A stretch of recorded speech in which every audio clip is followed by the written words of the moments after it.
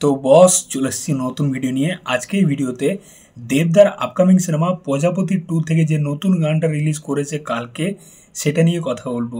গানটার নাম হচ্ছে লাভ ইউ পাপা।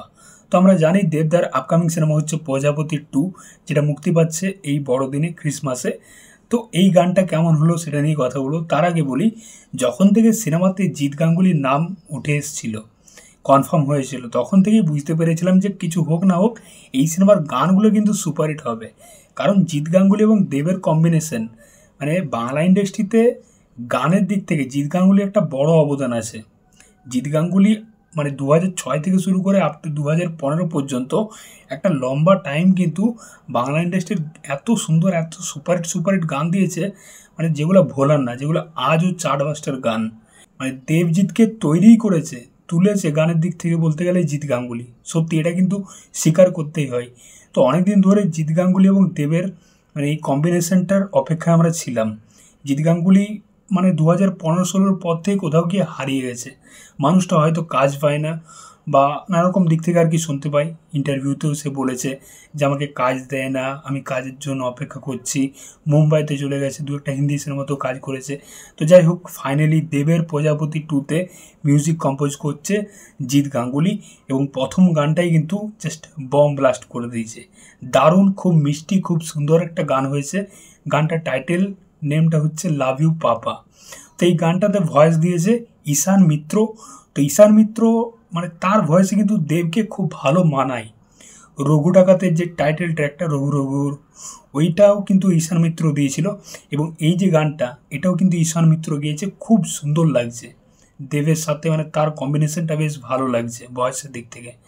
এবং যে বাচ্চা মেয়েটির গলাটা, সেটা গিয়েছে অদ্বিতা স বলে মেয়েটি গিয়েছে। তো সেও কিন্তু খুব মিষ্টি গিয়েছে। তো গানের মধ্যে আমরা দেব এবং অনুমেঘাকে দেখতে পাচ্ছি, তাদের ডান্স, তাদের খুনসুটি, একটা বাবা মেয়ের সম্পর্ক দেখতে পাচ্ছি। আমরা জানি এই সিনেমাতে দেব একজন সিঙ্গেল ফাদার। তো যেরকম লোকেশনে শ্যুটিং হয়েছে, যেরকম লোকেশনে গানটা দেখতে পাচ্ছি, খুব ভালো লাগছে। এবং গানটা কিন্তু খুব মিষ্টি একটা গান হয়েছে। দেব অনুমেঘা তাদের ডান্স, তাদের সুন্দর সুন্দর মুহূর্ত খুব ভালো লাগছে। দেব যেরকম ডান্স করছে খুব বাচ্চাদের মতো, খুব মিষ্টি লাগছে। এবং গানটা লিরিক্সটা কিন্তু খুব সুন্দর। লিরিক্স লিখেছে প্রসেন, মিউজিক দিয়েছে জিৎ গাঙ্গুলি, এবং গানটা গিয়েছে ঈশান মিত্র, তার সাথে অদ্বিতা স।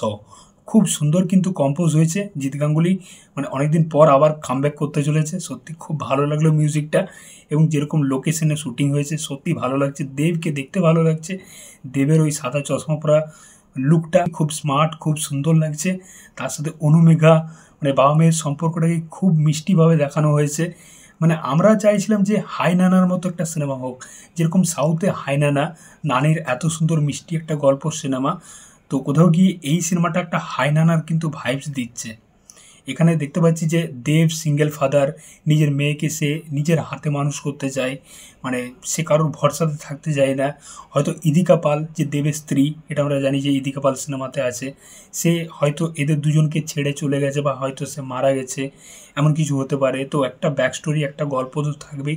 এবং সিনেমাটা কিন্তু খুব ইমোশনাল সিনেমা হবে, যেটা আমি বলেছি। টিজার লেভেল দেখে তো সেরকমই মনে হয়েছে।